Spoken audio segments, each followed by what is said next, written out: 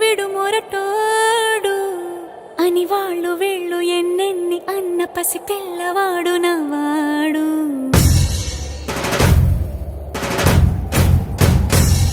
విడు ముండోడు అని ఊరు వాడ అనుకున్న గాని మహారాజు నాకు నవ్వాడు.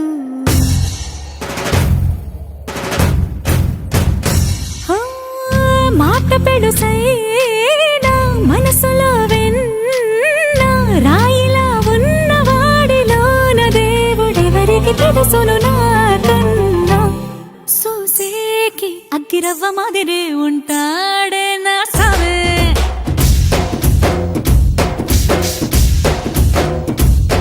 మెత్తాని పత్తి పువ్వుల మరేసంటాడే నా సవే.